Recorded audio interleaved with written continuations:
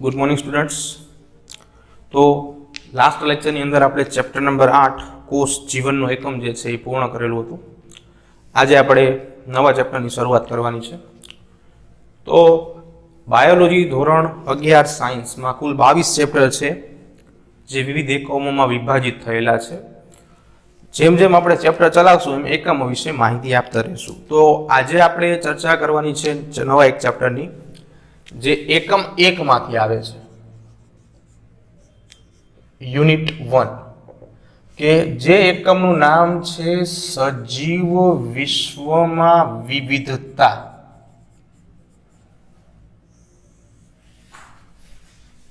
આજે એકમ 1 છે જેનું નામ છે સજીવ વિશ્વમાં વિવિધતા। એમ એટલે સજીવ વિશ્વ છે જેના વિશે આપણે વાત કરવાની છે આ ચેપ્ટરમાં, ચેપ્ટર નંબર 1 માં। એની અંદર જે વિવિધતા, જુદાપણું, ફેરફારો, રૂપાંતરણોના અલગ અલગ ફેરફારો જોવા મળતા હોય એ બધા વિશે આપણે વાત કરવાની છે।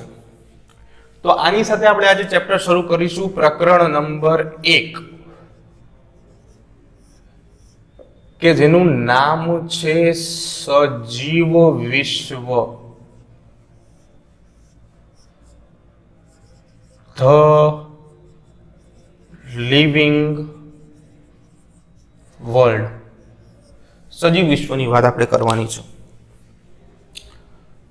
હવે સજીવ વિશ્વ શું છે? સજીવોનું બનેલું વિશ્વ આપણે એવું કહી શકીએ તો એમાં બે શબ્દ આવે। સજીવ એટલે શું? વિશ્વ એટલે ધારી લ્યો કે આપણી પૃથ્વીને આપણે વિશ્વ કહીએ છીએ। તો પૃથ્વી ઉપર કયા કયા એવા ઘટકો તમને જોવા મળે છે કે જે તમને અદ્ભુતતાની લાગણી પેદા કરાવે?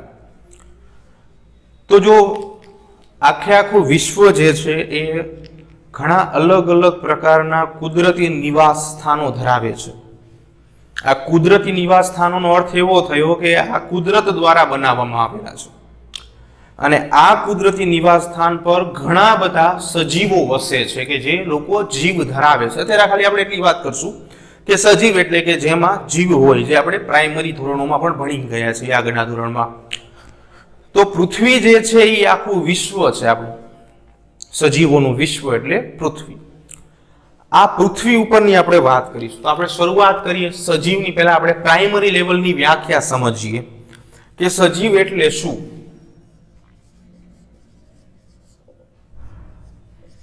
એટલે જીવ ધરાવનાર સજીવ કહેવાય। પ્રાથમિક માહિતી મુજબ આપણે એટલું સમજશું કે જે જીવ ધરાવે છે એને આપણે સજીવ કહીશું। આગલા ધોરણમાં તમે એવું ભણી ગયા છો કે સજીવ અને નિર્જીવને ચકાસો। તો સજીવની અંદર તો કે કોઈ પ્રાણી હોય, વનસ્પતિ હોય, પક્ષી હોય, આ બધા સજીવ થઈ ગયા। મનુષ્ય પણ સજીવ। નિર્જીવમાં તમે એવા ઉદાહરણ લખતા હતા કે કોઈ આ બોર્ડ છે, બેન્ચ છે, બરાબર છે, પેન છે, પુસ્તક છે, આ બધા નિર્જીવ કહેવાય કેમ કે તે જીવ ધરાવતા નથી। સજીવોમાં આપણે એમ કહેતા હતા કે હલનચલન દર્શાવે, બરાબર। પ્રાણી છે તો એ એક સ્થાનેથી બીજા સ્થાને જઈ શકે। ક્યારે આપણે એવું જોયું કે અહીંયા બાજુમાં મૂકેલી બાયોલોજીની ચોપડી ચાલતી ચાલતી ક્લાસની બહાર નીકળી ગઈ? ન નીકળે, બરાબર। કેમ? નિર્જીવ છે। બસ આવી જ વાતથી આપણે આ પ્રકરણની શરૂઆત કરશું મિત્રો, કે જીવ ધરાવનારને આપણે સજીવ કહીશું। સજીવનું વિશ્વ એટલે પૃથ્વી। એમ જે સજીવો જે છે આપણી કલ્પના અનુસાર, એલિયનને આપણે ભૂલી જઈએ, બરાબર છે, એલિયન છે જ નહીં એવું ધારી લો અત્યારે। તો બ્રહ્માંડની અંદર પૃથ્વી એક જ એવો ગ્રહ છે કે જ્યાં સજીવ જોવા મળે છે। એટલે સજીવનું વિશ્વ એટલે આપણે કહીશું પૃથ્વી। સજીવોનું વિશ્વ પૃથ્વી, અર્થ। તો પૃથ્વી ઉપર સજીવો ક્યાં જોવા મળે? તો કે દરેક જગ્યાએ। પૃથ્વી જે છે એની સુંદરતાથી દરેક વ્યક્તિ જે છે પરિચિત છે જ। તો પૃથ્વી ઉપર જોવા મળતા કેટલાક કુદરતી નિવાસ સ્થાનોની આપણે વાત કરશું।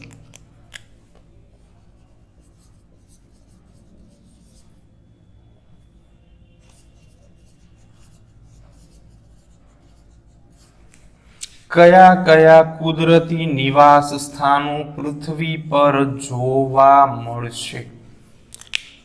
કુદરતી નિવાસ સ્થાનો કુદરત દ્વારા સ્વયં જાતે બનાવવામાં આવેલા છે, જેમાં ક્યાંય પણ માનવ પ્રવૃત્તિઓનો ઉપયોગ થયેલ નથી.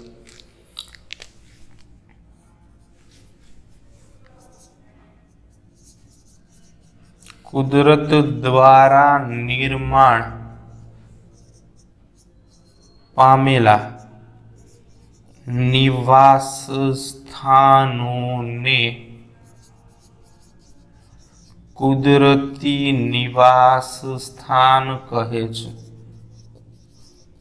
તો કયા કયા કુદરતી નિવાસ સ્થાનોનો સમાવેશ આપણે કરીશું, બરાબર છે?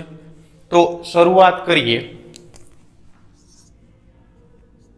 ઠંડાગાર પર્વતો, ઉદાહરણ તરીકે તમે હિમાલયના બરફાચ્છાદિત પર્વતો લઈ લો.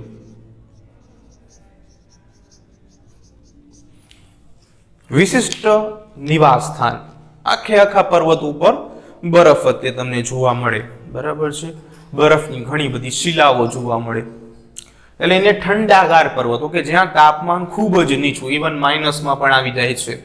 જો તમને ખબર હોય તો સિયાચીન પર્વતમાળા, કે જે ચીન અને ભારતની બરાબર બોર્ડર ઉપર જોવા મળે છે, ત્યાં એકદમ તાપમાન ખૂબ જ ઓછું હોય છે અને ઘણી વખત હિમશિલાઓ ધસીને નીચે તળિયે જમા થઈ જાય છે, જેને ગ્લેશિયલ આપણે કહીએ છીએ, બરાબર છે? તો ઠંડા નિવાસ સ્થાનો, ઠંડાગાર પર્વતોની વાત કરી છે.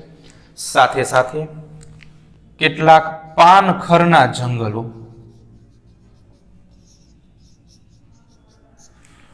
પાનખર ઋતુ, કે જે ઋતુ દરમિયાન વનસ્પતિ પોતાના જૂના પર્ણો ખેરવીને પોતાના નવા પર્ણો જે છે એ ઉગાડે છે. તો એવા જંગલો કે જે પાનખરની ઋતુમાં પર્ણવિહીન થઈ જાય, એને આપણે પાનખરના જંગલો કહીશું. આના સિવાય મહાસાગરો, પૃથ્વી ઉપર મહાસાગરો હાજર છે જે ખારું પાણી ધરાવે છે.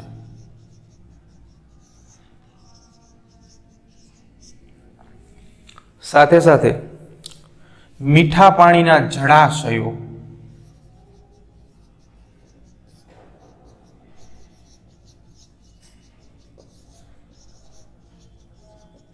નદીઓ લઈ શકો, બરાબર છે? આના સિવાય રણ પ્રદેશો, ખારો પાટ, કે જ્યાં ખૂબ જ ઓછી માત્રામાં વનસ્પતિઓ જોવા મળતી હોય. ગરમ પાણીના ઝરા, કુદરતી ગીઝર કહેવામાં આવે અમને.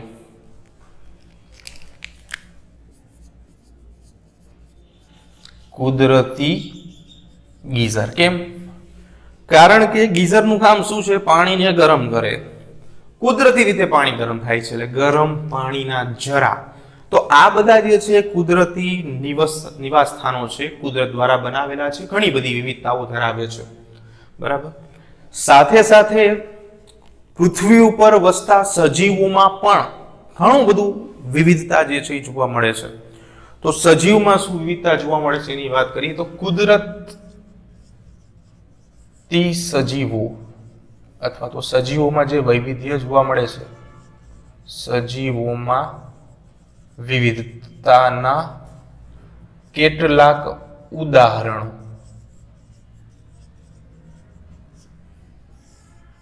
જસ્ટ એક્ઝામ્પલ્સ દ્વારા આપણે સમજાવવા માંગીએ છીએ કે આપણું વિશ્વ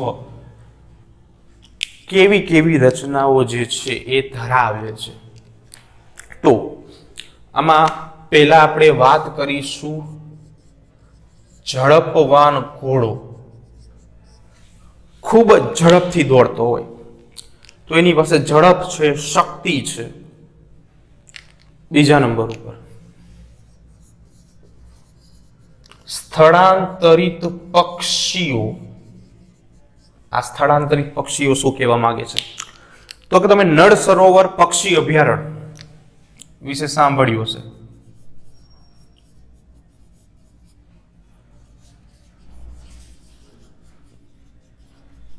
બરાબર?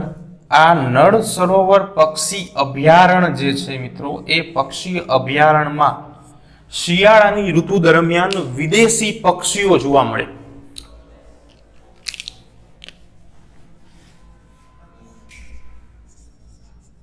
શિયાળાની ઋતુ દરમિયાન વિદેશી પક્ષી જોવા મળે. તો ક્યારે આપણને એવો પ્રશ્ન થયો કે કેમ વિદેશી પક્ષીઓ શિયાળાની ઋતુ દરમિયાન જ જોવા મળે? તો એનું કારણ એવું છે, પક્ષીઓ સ્થળાંતરણ કરે છે. શબ્દ સ્થળાંતરણ ફિઝિક્સનો શબ્દ છે.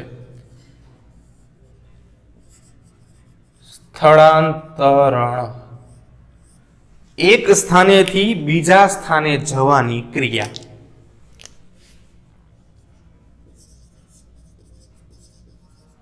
એક સ્થાનેથી બીજા સ્થાને જવાની ક્રિયા એને આપણે સ્થળાંતરણ કહીશું. તો પોઈન્ટમાં પાછા આવીએ. શિયાળાની ઋતુ દરમિયાન જ કેમ જોવા મળે છે? આવો મોટો પ્રશ્ન હતો આપણો.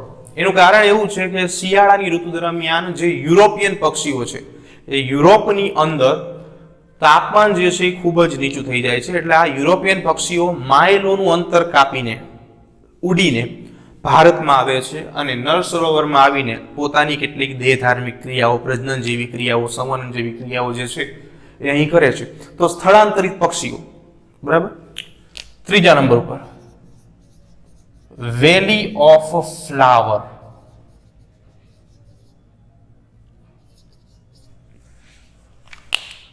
પુષ્પોથી આચ્છાદિત ખીણ. ઘણા ખરા ભાગોની અંદર તમને આવું જોવા મળે કે આખો ખીણ જેવો વિસ્તાર હોય અને એમાં ખૂબ જ સુંદર રંગબેરંગી પુષ્પો જે છે ઉગેલા હોય, જે એક આકર્ષણનું કેન્દ્ર બને. એને આપણે વેલી ઓફ ફ્લાવર, વેલીસ ઓફ ફ્લાવર તરીકે ઓળખીએ છીએ. બરાબર છે. સાથે સાથે નંબર 4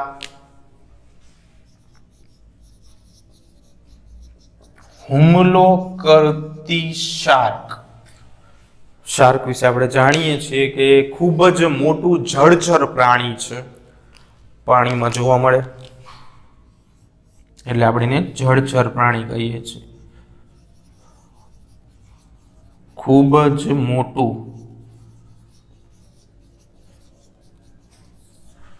જળચર પ્રાણી.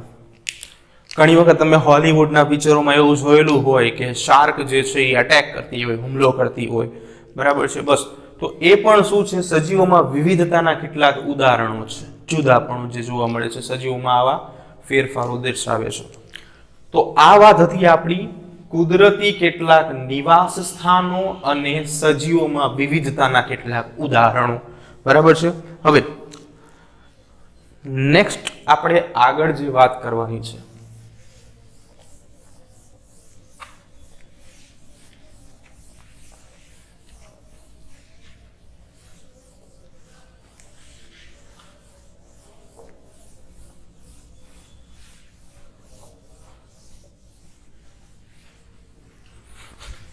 તો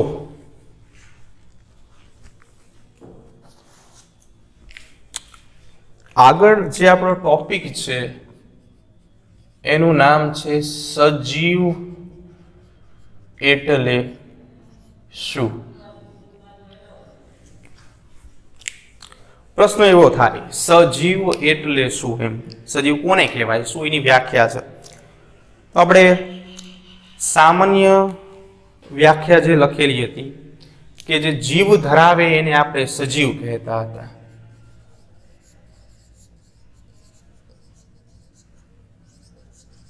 સજીવ કહેવામાં આવે છે. પણ આ વ્યાખ્યા જે છે એ સજીવ વિશેનો સંપૂર્ણ ખ્યાલ આપતી નથી. બરાબર. કે જે માત્ર જીવ જ ધરાવે છે એ સજીવ છે કે બીજી કોઈ બાબત પણ આપણે આમાં આધારમાં લઈએ છીએ.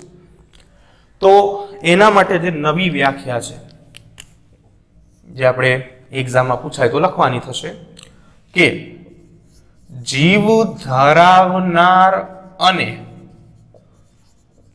વિવિધ દેહ ધાર્મિક ક્રિયાઓ કરનારને સજીવ તરીકે ઓળખવામાં આવે છે. બે શબ્દ છે. એક છે જીવ ધરાવનાર, જેના વિશે આપણે જોઈ ગયા, અને બીજો શબ્દ છે વિવિધ દેહ ધાર્મિક ક્રિયાઓ કરનાર. શબ્દ છે દેહ ધાર્મિક ક્રિયા. તો દેહ ધાર્મિક ક્રિયા એટલે શું? જો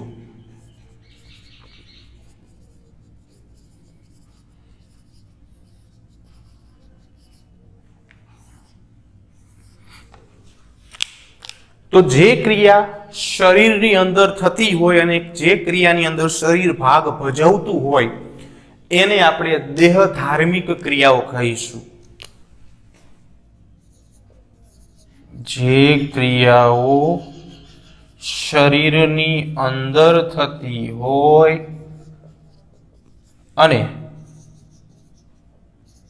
તેમાં શરીર ભાગ ભજવતું હોય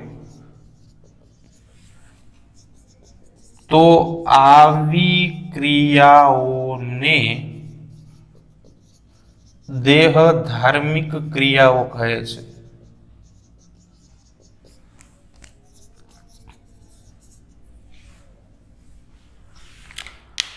સિમ્પલ અને શોર્ટ્સમાં એમ કહી શકાય કે શરીર સાથે સંલગ્ન ક્રિયાઓ છે, દેહ સાથે સંલગ્ન ક્રિયાઓ.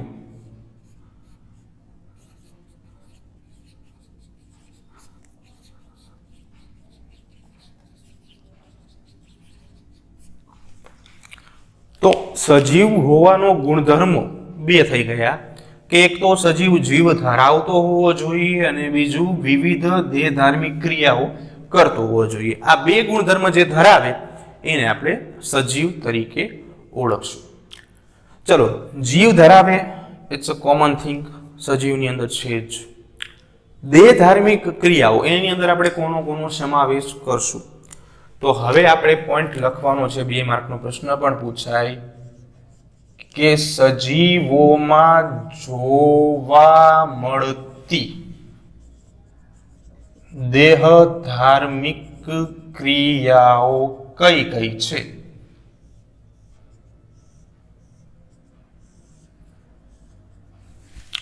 તો આખું લિસ્ટ છે. તો કઈ કઈ ક્રિયાઓ જોવા મળશે? તો પ્રજનન, વૃદ્ધિ, વિકાસ, ચયાપચય, અનુકૂલન સાધવું,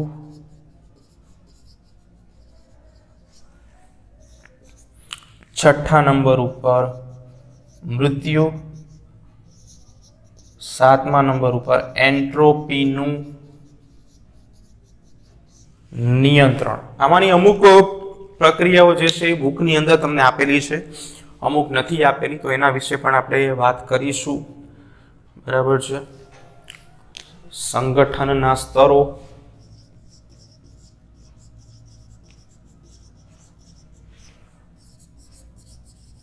ભિન્નતા, વારસો સાચવવાની ક્રિયા,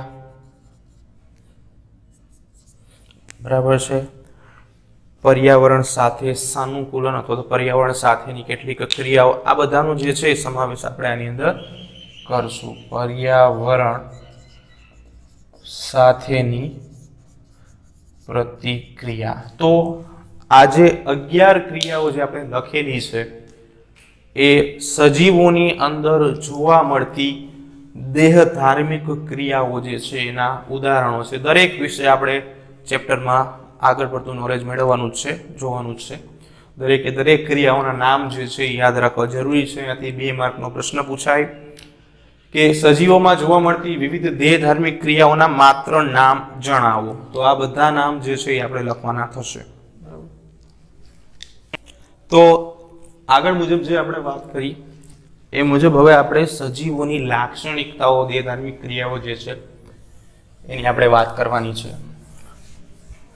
તો એમાં આપણે શરૂઆત કરીશું વૃદ્ધિથી.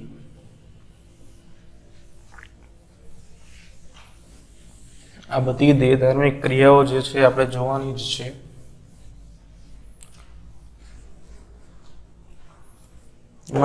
પહેલી જ ક્રિયાઓ વૃદ્ધિ, ગ્રોથ. હવે વૃદ્ધિ શું છે? જો કે મોટા ભાગના દરેક સજીવો જે છે એ વૃદ્ધિની ક્રિયા જે છે દર્શાવે છે. મોટે ભાગે દરેક સજીવ વૃદ્ધિની ક્રિયા દર્શાવે છે. હવે વૃદ્ધિની ક્રિયા જે છે એ શું દરેક સજીવ માટે ફરજિયાત ક્રિયા થઈ ગઈ. વૃદ્ધિથી શું થાય છે?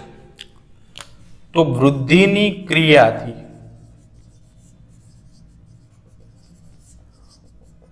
કોષોની સંખ્યામાં વધારો થાય છે. ખાસ યાદ રાખશું, વૃદ્ધિની ક્રિયાથી કોષોની સંખ્યામાં વધારો થાય છે. તો કેવી રીતે કોષોની સંખ્યામાં વધારો થાય છે? તો કે કોષ વિભાજન દ્વારા. કોષ વિભાજનની ક્રિયાથી કોષોની સંખ્યામાં વધારો થાય છે અને કોષોની સંખ્યામાં થતા આ વધારાને વૃદ્ધિ તરીકે ઓળખવામાં આવે છે.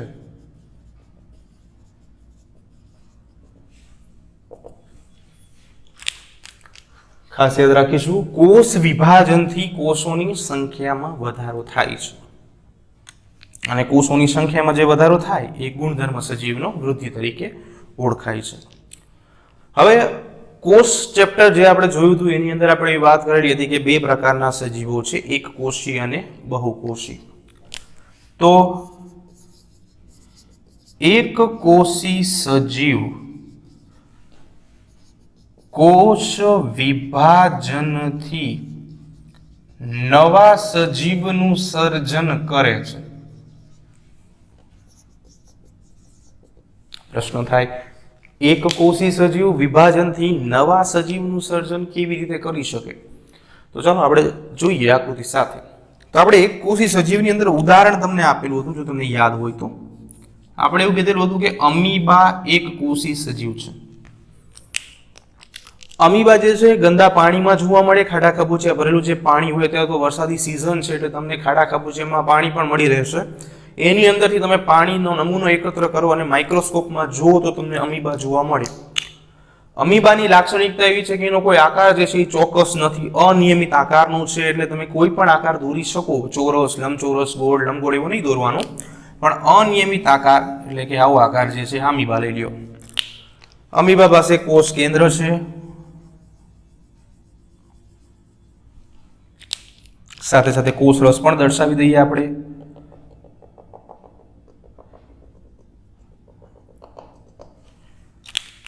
તો વિભાજન થાય તો શું થશે? તો કે બે અમીબા મળે.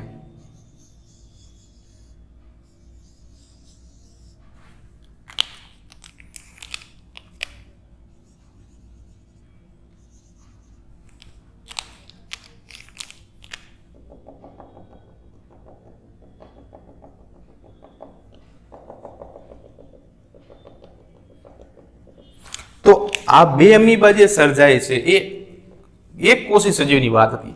એટલે કે જે આ અમીબા તમે જે જોયા એને આપણે નામ આપશું પિતૃ અમીબા, અને આ બે જે બન્યા એને નામ આપીશું આપણે બાળ અમીબા. તો વાત આપણે એક કોષી સજીવની કરતા હતા કે એક કોષી સજીવમાં જો કોષ વિભાજન થાય તો નવા સજીવનું સર્જન થાય છે. પણ બહુકોષી સજીવોમાં શું? તો બહુકોષી સજીવોમાં કે જે સજીવનું દેહ ઘણા બધા કોષોનું બનેલું હોય છે, તો બહુકોષી સજીવોમાં કોષ વિભાજનથી નવા કોષોનો ઉમેરો થાય છે. નવા કોષોનો ઉમેરો થાય છે જેથી સજીવનું કદ વધે છે. બાળક જન્મે ત્યારે એનું કદ નાનું હોય તો શું આજીવન એટલું ને એટલું કદ રહે છે? નથી રહેતું ને, કદ વધે છે. કેમ? કોષ વિભાજન થાય છે.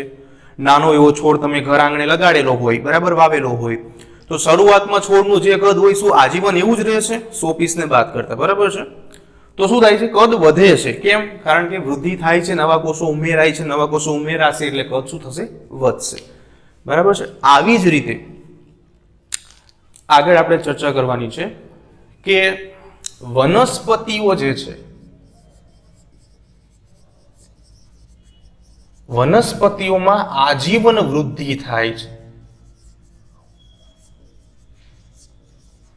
જ્યારે પ્રાણીઓમાં શું થાય છે? તો કે પ્રાણીઓમાં જીવનના અમુક તબક્કા સુધી જ વૃદ્ધિ થાય છે. બરાબર, આ બે વસ્તુ ખાસ એક યાદ રાખશું, એમસીક્યુ માટે ટોપિક્સ બનશે. વનસ્પતિઓમાં આજીવન વૃદ્ધિ થશે, જ્યારે પ્રાણીઓમાં જીવનના અમુક તબક્કા સુધી જ વૃદ્ધિ જે છે એ થઈ શકે છે. બીજું કે તમારે વૃદ્ધિની ક્રિયાને જોવી હોય તો જોઈ શકો છો. તો વૃદ્ધિની ક્રિયા માં થતા કોષ વિભાજનની ક્રિયાને માઇક્રોસ્કોપમાં જોઈ શકાય છે. કેવી રીતે જોઈ શકાય? એના માટે તમને એક શબ્દ આપેલો છે મિત્રો. શબ્દ છે ઇન વિટ્રો. લેટિન શબ્દ છે, થોડુંક ધ્યાન આપીશું આપણે. ઇન વિટ્રોનો અર્થ શું થાય? અંગ્રેજીમાં કહીએ તો in a glass or in a laboratory. એટલે કે કૃત્રિમ માધ્યમમાં પ્રક્રિયા આપવી, જેને ઇન વિટ્રો કહેવાય. આર્ટિફિશિયલ માધ્યમ, આપણા માટે લેબોરેટરી લખી શકાય. લેબોરેટરીમાં પ્રક્રિયા આપવી, એને ઇન વિટ્રો કહેવાય. તો કેવી રીતે તમને ખબર પડે? જો, તો ફોર એક્ઝામ્પલ કે તમે એક કસનળી લઈ લો, જેને તમે ટેસ્ટ ટ્યુબ કહેશો.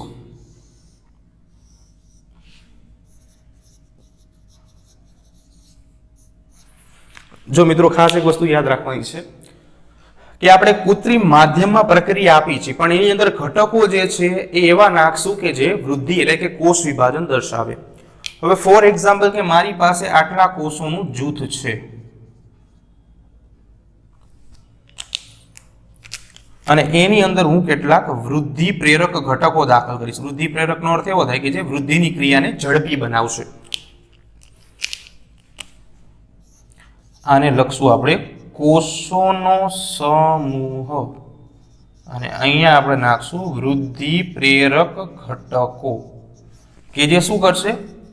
વૃદ્ધિની ક્રિયાને ઝડપી બનાવે. તો થોડો સમય સુધી તમે આ ટેસ્ટ ટ્યુબને લેબની અંદર રાખશો. ટેસ્ટ ટ્યુબ છે એ કોઈ માનવનું માધ્યમ નથી, માનવ સર્જિત માધ્યમ છે આ કસનળી.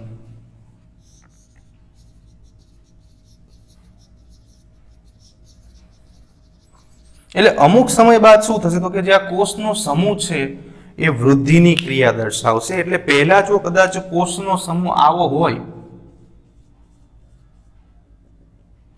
તો એ હવે કોષનો સમૂહ જે છે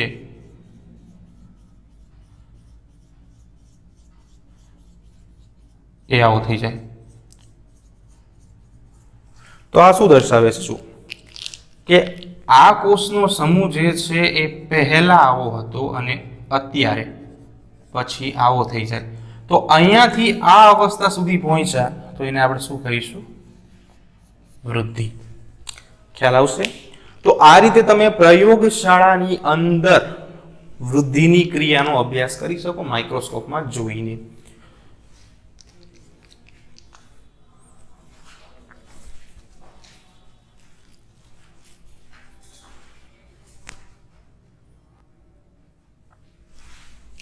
હવે પ્રશ્ન એવો થાય કે ભાઈ ખાલી વૃદ્ધિ શું સજીવો જ કરી શકે છે?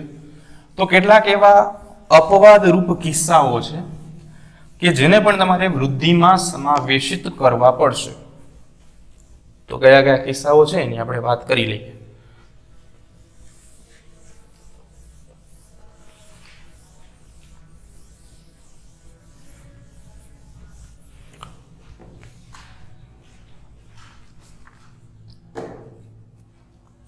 જો તો કેટલાક પર્વતો હોય, કેટલાક શિલાખંડો હોય, કેટલાક રેતીના ઢગલાઓ, કુદરતી રીતે વિચારવાનું છે.